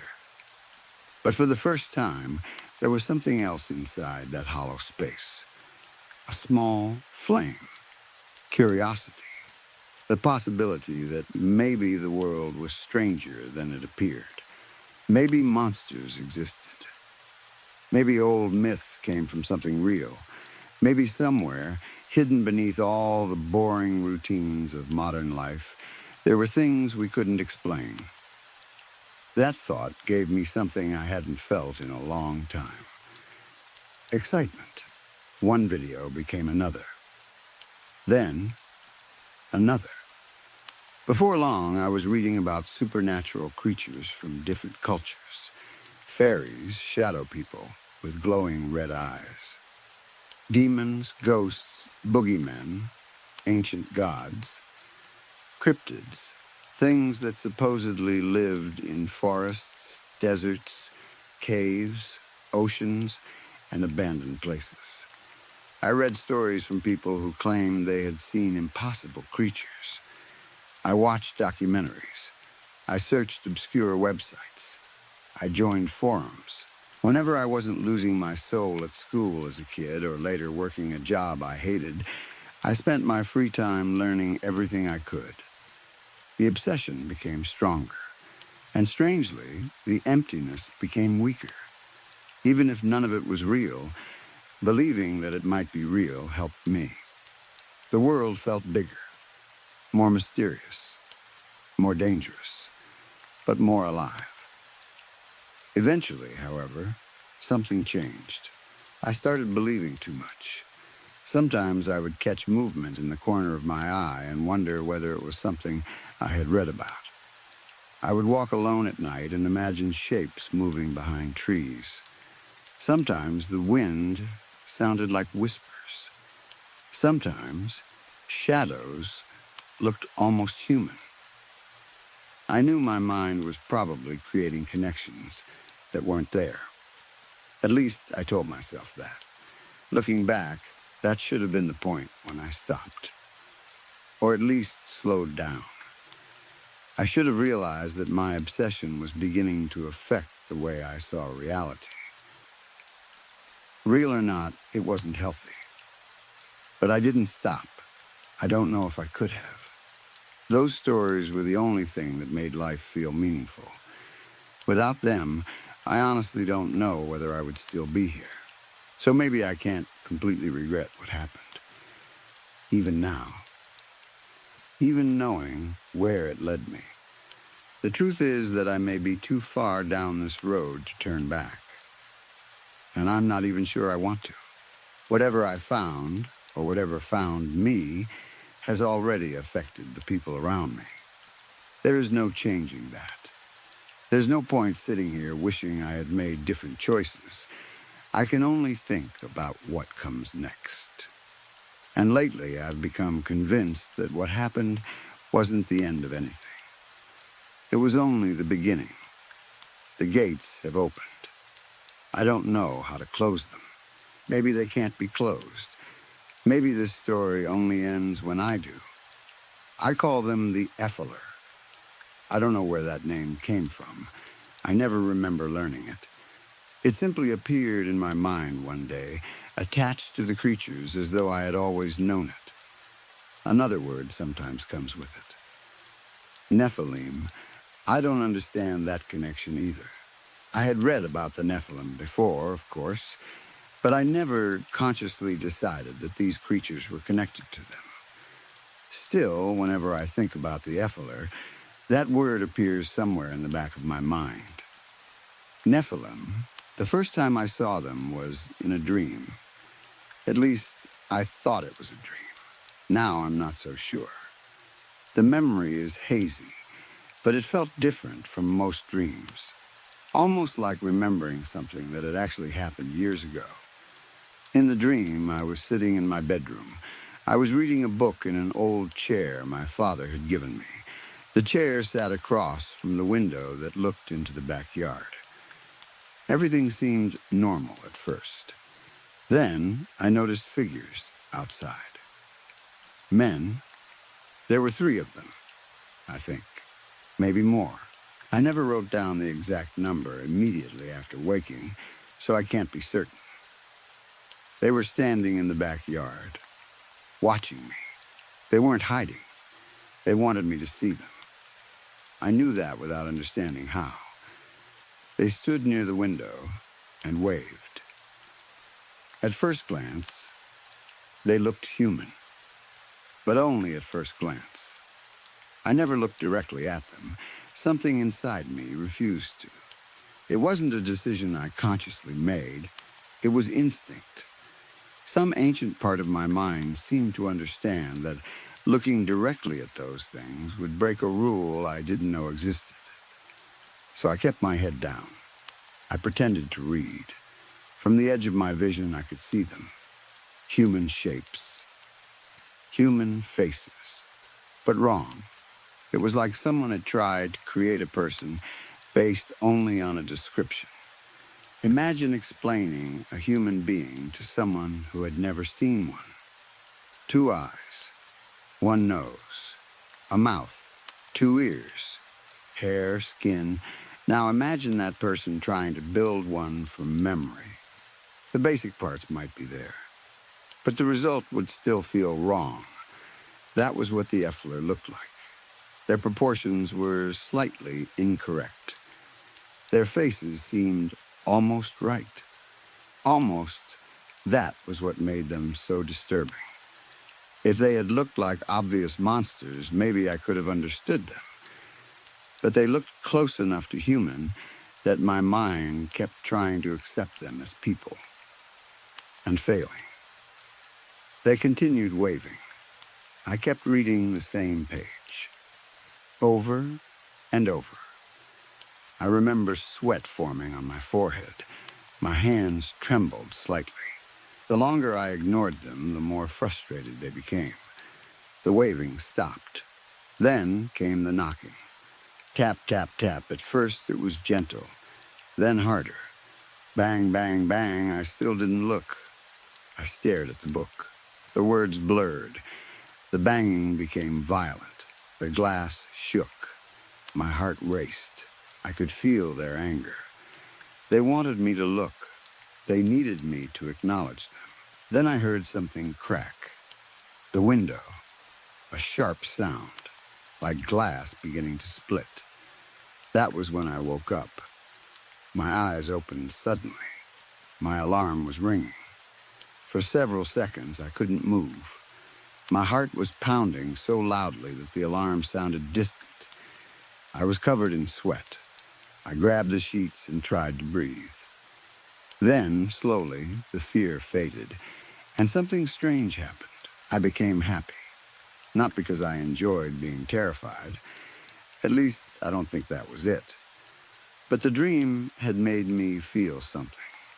It was interesting. Mysterious, supernatural. After a few minutes, the terror already felt distant. That's one strange thing about fear.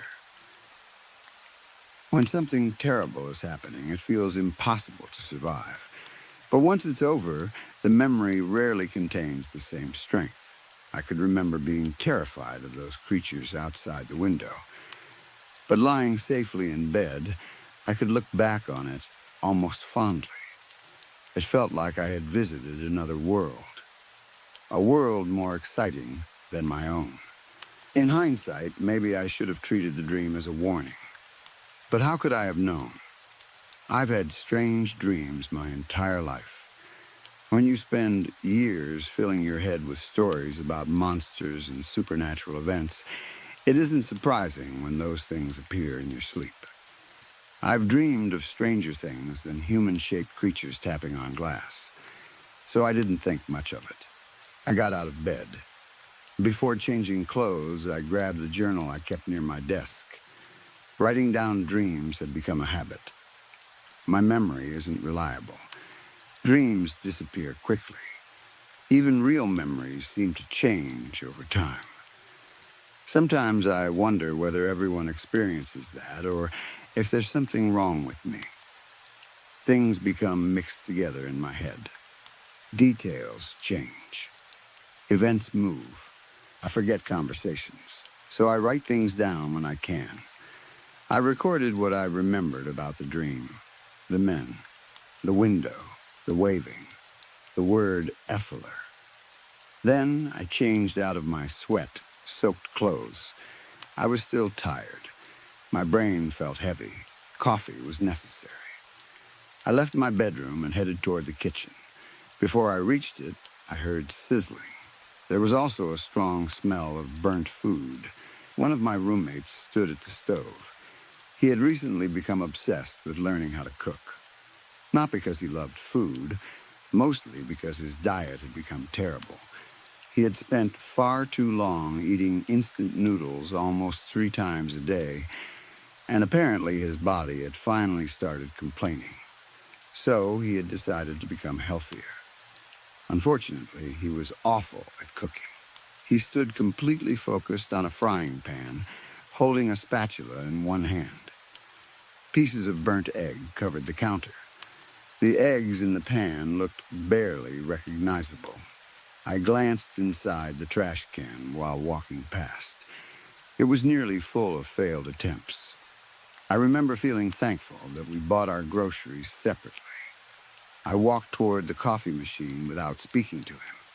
Normally, I might have made some joke about his cooking, but I was still thinking about the dream. Besides, he didn't notice me. His attention was entirely on the pan. Judging by the smell and the black edges of whatever he was cooking, that attempt was already lost too. I picked up the coffee pot and began filling it with water. Then I opened the cupboard. My mug was missing. I sighed. I already knew where it probably was. We had one more roommate. A woman. She worked from home and had a completely different schedule from us. She also had a cat. Most nights, she stayed awake late talking to friends online. Our rooms shared a wall, so I often heard her laughing at hours when I was trying to sleep. She also had a habit of borrowing my things without asking. Mugs, plates, sometimes utensils. I had spoken to her about it before. It never changed anything. Normally, I would have gone to her room and asked for my mug back, but it seemed like she was still asleep. There wasn't an empty cereal bowl in the sink yet. That was usually how I knew she was awake. I didn't feel like confronting her. Talking to people all day at work was exhausting enough. I didn't want to spend my free time arguing with roommates, too. Looking back, complaining about a missing mug feels ridiculous. The kind of problem you only care about before you experience a real one. But at the time, it annoyed me. The coffee needed a few minutes anyway. So I returned to my bedroom to grab the dirty mug I had used the night before. It was sitting beside my computer. I picked it up. Then my phone vibrated in my pocket. There was a new notification from a video sharing website I frequently used. It came from a creator I had been following for a while. The channel wasn't popular. That was part of why I liked it. Most supernatural channels talked about the same famous legends. Bigfoot, skinwalkers, ghosts, aliens. This creator focused on obscure things, old myths, rare folklore, strange historical accounts. Most videos felt more like research presentations than entertainment. The notification was strange. There was no title. The thumbnail showed an unfamiliar woman standing somewhere outdoors. Clear blue sky. Green fields. Old ruins. I clicked it. The video opened. A woman with long, dark hair wandered through what looked like ancient ruins in a large open field. Tall stone pillars stood around her. Some had strange symbols carved into them. The editing immediately seemed wrong. The video kept cutting without warning. One moment, the woman was walking between the ruins. The next, she appeared somewhere else. Sometimes she seemed to pop into frame from places where she shouldn't have been. At certain points, her mouth moved, but no voice came out. The wind could still be heard clearly. Other times, she mumbled. I couldn't understand what language she was speaking. Maybe it wasn't a language. Maybe it was gibberish. I continued watching. Something about the video made me uncomfortable. At first, I couldn't identify why. Now, thinking back, I believe it was her face.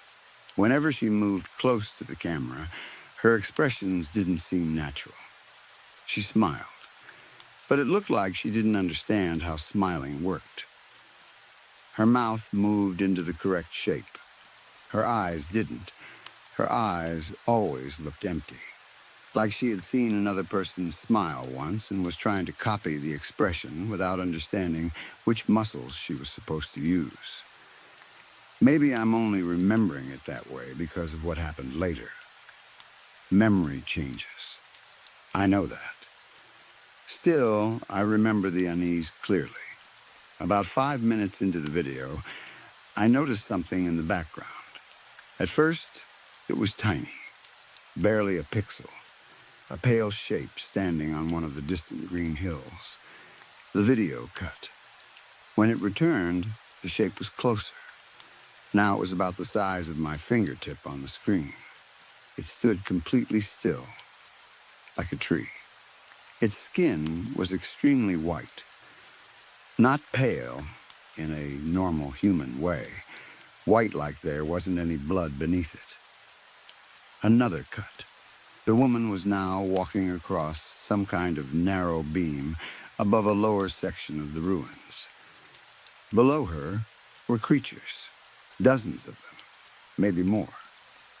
My body became cold. They reached upward toward her, their arms stretched into the air. The woman skipped along the beam as though nothing was wrong. She didn't seem afraid. If anything, the creatures below looked like they were worshiping her. Then I saw their faces, eyes hanging too low, some almost touching the cheekbones, mouths positioned too far to one side, teeth formed into solid blocks instead of individual shapes, noses much too large. Others barely had noses at all. Human faces, but wrong. Imperfect, my thumb hit the pause button. I threw the phone across the room. It landed near the corner. For a few seconds, I stood completely still. Then the dream returned to me. The creatures outside my window, the waving men, the Effler. I knew. I can't explain how. The creatures in the video looked more damaged, more distorted. But something inside me recognized them. They were the same. Effler, the imperfect men. My heart began pounding. The same feeling from the dream returned. That sense that I had broken a rule, seen something forbidden, something I had never been meant to know existed. The room suddenly felt unsafe. I became lightheaded. I wanted to delete the video, destroy my phone, forget everything I had seen. Then I heard screaming. My roommate, the one who had been cooking. His voice came from outside, the backyard. He yelled again. There was panic in his voice, real panic. Then another scream. Then silence. I stood there, still shaken from the video. For a moment, I tried to explain it away. Maybe his cooking had finally started a fire. Maybe he had burned himself. Maybe there was a spider outside. He had overreacted to stupid things before. Once I had run into the living room thinking something terrible was happening, only to find him screaming at a reality television show. He was the kind of person who made it difficult to know when something was actually wrong, like the boy who cried wolf. I hesitated. I regret that now. Maybe those few seconds mattered. Maybe they didn't. I'll never know. Eventually, I put on my shoes. The back door wasn't far from my bedroom. It took no more than a couple of minutes. I expected to find my roommate sitting on the porch, or maybe holding some burnt pan. Instead, I saw him near the old shed at the far end of the backyard. He was standing there, waving me over. I wasn't wearing my glasses. I hadn't planned on going anywhere that morning. At that distance, his face was blurry. But he appeared unharmed. He waved again. I started walking toward him. Almost immediately, something inside me told me to stop. That same warning from the dream, from the video. I ignored it. I told myself I was still nervous because of what I had watched. Autumn leaves crunched beneath my shoes. My roommate began jumping, up and down. At first, I thought he was excited. Then I realized something strange. I couldn't hear him landing. His feet touched the ground. No sound. He looked almost weightless. The wind had become stronger, so I convinced myself it was covering the noise. I kept walking. Closer, closer. Then his face came into focus. It was him. And it wasn't. He was smiling. The smile was far too wide. It looked as though invisible hands were pulling the corners of his mouth in opposite directions. His eyes were empty, the same as the woman in the video. Hollow, I stopped. The creature noticed. Its smile didn't change. It began walking toward me. Slowly, carefully, every step looked deliberate, like something was controlling a human body for the first time, trying too hard to appear normal. Behind it, inside the open shed, I saw something dark on the ground.